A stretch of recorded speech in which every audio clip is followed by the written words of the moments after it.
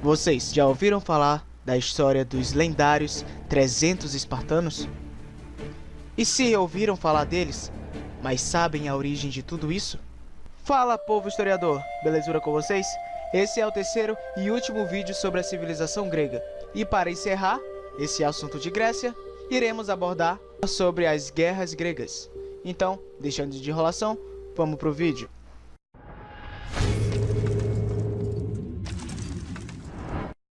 Bom, devemos voltar a vários períodos atrás desse acontecimento para entendermos qual foi a merda que aconteceu lá atrás. Nesse período, tava tendo uma treta com Atenas e Esparta, para não perder o costume, né?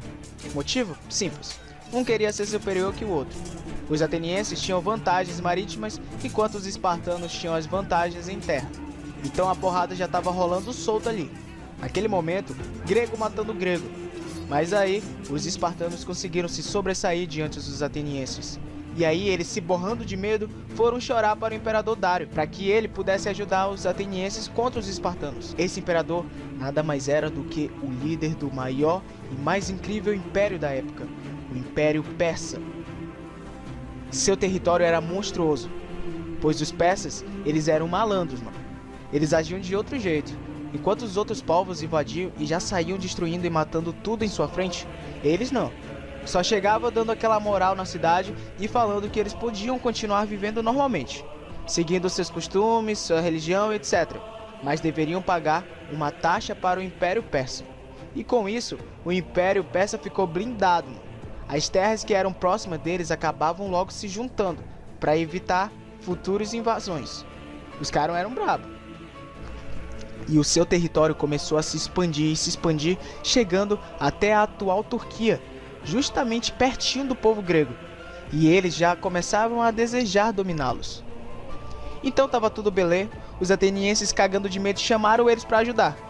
Mas aí aconteceu uma coisa que eles não previam, porque eles mesmos começaram a ganhar várias batalhas contra os espartanos. E aí eles já foram logo dispensando a ajuda dos persas, mano, fica aí que a gente não precisa mais da tua ajuda. Mas o imperador persa ficou furioso, até porque ele já tinha reunido uma tropa ali, já tinha algo para ajudar os gregos já tinha separado as coisas, e do nada o cara vem e corta ele. Daí a merda começou, mano. E o que os atenienses fizeram? Eles simplesmente deixaram quieto, achando que o povo iria esquecer. Mas esse dia ficou guardadinho na memória deles. E no ano seguinte, os persas já chegaram invadindo uma polis grega, conhecida como Mileto, e acabam destruindo e tacando fogo em todo mundo de lá. Daí, o povo de Mileto que conseguiu sobreviver, já vira para os atenienses e fala: e aí, mano, se resolvem aí, até porque a treta de vocês não é nossa. E então, os atenienses tiveram que fazer alguma coisa. Os persas tinham gente de todo tipo de lugar. Tinham um império formidável. Facilmente, eles podiam enviar 100 mil homens de uma só vez. Enquanto os atenienses malmente tinham 13 mil homens ao todo em sua polis. Aí, eles tinham que se rebolar para conseguir soldados de outros lugares para lutar ao seu lado. Aí, se começou o período de sangue, mano. O período chamado de Guerras Médicas. Mas, Davi, tinha médicos lutando um contra o outro? Não, maluco. Na verdade, os gregos nem sabiam que estavam enfrentando os persas. Eles pensavam que na verdade estavam lutando contra o povo chamado Medos, pois eles tinham mais conhecimento e contato com eles. E esses Medos viviam no territórios perto dos persas. Então a treta começou. Os persas começaram no norte em busca da cidade de Atena e enviaram mais de 20 mil soldados, com mais a cavalaria e ainda com vários arqueiros, contra o exército de 10 mil homens dos gregos, quase a população masculina toda de Atenas e alguns aliados por ali. Então, à medida que os persas avançavam, os gregos recuavam, e ficou nessa, até chegar em uma parte estreita, onde o general grego mandou estreitar ainda mais, colocando pedaços de madeira nos cantos. E aí, os persas não estavam nem aí, mano. Saíram em busca de cabeça de grego, até porque eles estavam com maior quantidade, e então eles começaram a se achar já. E os gregos lá pressionados pelos persas, e estava tudo praticamente igualado. Até que os gregos tiveram uma brilhante ideia de abrir o meio e colocar esses soldados que estavam no meio nos cantos. E com isso, se abriu um espaço triangular, onde os persas, achando que já estavam ganhando, porque eles conseguiram ultrapassar a barreira, acabaram caindo em uma armadilha. E com essa armadilha, vários persas acabaram sendo exterminados ali mesmo. Quase que não volta um persa vivo para casa. Vai mexer com os gregos. Com essa humilhação, os persas entraram em um acordo de paz que duraria 10 anos. E assim se acaba o primeiro período da guerra, com Atenas levando o título vencedor para casa. Para se ter uma ideia da humilhação que foi essa grande batalha para os persas, o imperador Dario desapareceu completamente do mapa e ele era reconhecido como um deus para eles. Só para ver o nível dessa batalha.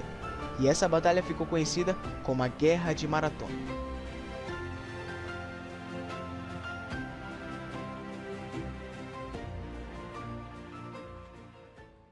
10 anos se passaram.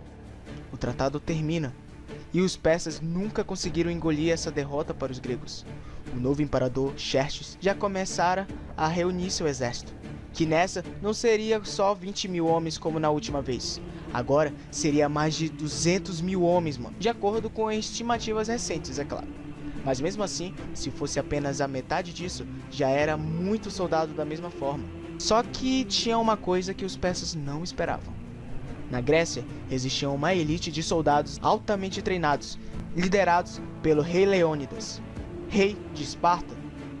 Daí se inicia a Batalha de Termópilas, que conta que o rei Leônidas I liderava os gregos contra os persas, e o plano dos gregos era não deixar que os persas conseguissem passar daquele estreito. E enquanto isso, havia outra batalha rolando solto também, que era a Batalha de Artemísio, onde os gregos estavam fazendo de tudo para que os barcos persas não conseguissem avançar.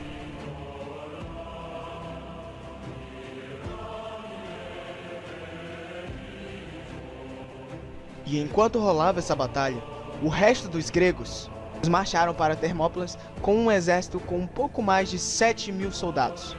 E mesmo com essa desvantagem gigantesca, eles conseguiram segurar o avanço dos persas, já que eles tinham os soldados mais vida louca da história.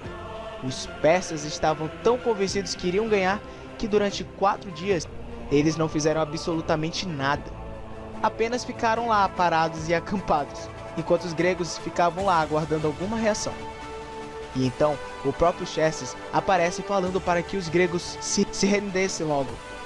Mas o rei Leônidas meio que não gostou muito dessa ideia não. E já foi logo cortando o imperador, falando que se eles queriam as armas dos gregos, que eles fossem ir pegar. Maluco. E então se inicia uma das mais incríveis batalhas de todos os tempos. Durante 3 dias eles lutaram incansavelmente, com todo tipo de soldado persa, até mesmo com a elite deles, denominados os Imortais na época.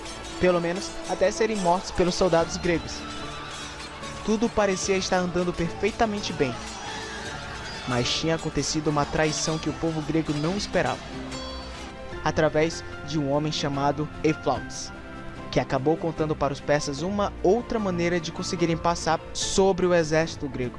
E então, sabendo disso, os espartanos já foram liberando vários guerreiros, mandando-os de volta para casa. Esses guerreiros vindo de outras polis, pois ele já sabia que ali seria o fim. Então, ficou lá juntamente com seus espartanos e alguns outros aliados que permaneceram para lutarem e morrerem ao lado de seu rei.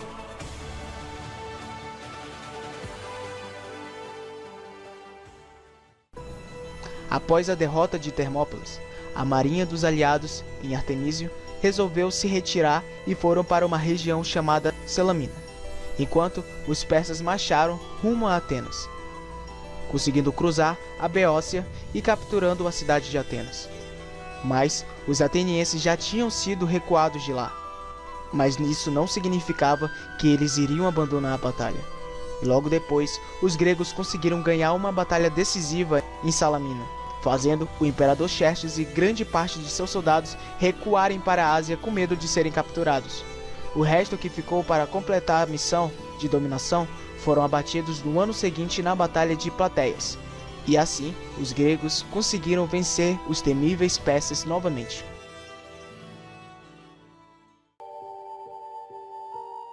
Após tantas guerras, os gregos até que ficaram de boa por um tempo, mas logo já começavam as disputas internas de novo. para saber quem iria se sobressair diante das outras polis. Por um tempinho, Esparta conseguiu ficar no controle de todas. Enquanto rolava essa treta, fora da Grécia, um povo considerado bárbaro para eles, sem importância nenhuma, começou a se fortalecer cada vez mais, e anos depois, eles conseguiram dominar praticamente toda a Grécia e vários outros territórios. Império esse conhecido como os Macedônicos, onde, anos depois, iria nascer um dos maiores conquistadores de todos os tempos, Alexandre o Grande. E então é isso, galera, espero que vocês tenham gostado do vídeo. Se tiveram gostado, deixe o seu like, não esquece de compartilhar para os seus amigos, beleza? E espero que vocês possam colocar nos comentários outros assuntos que eu poderei estar abordando nas próximas aulas. Então é isso, valeu, falou e fui!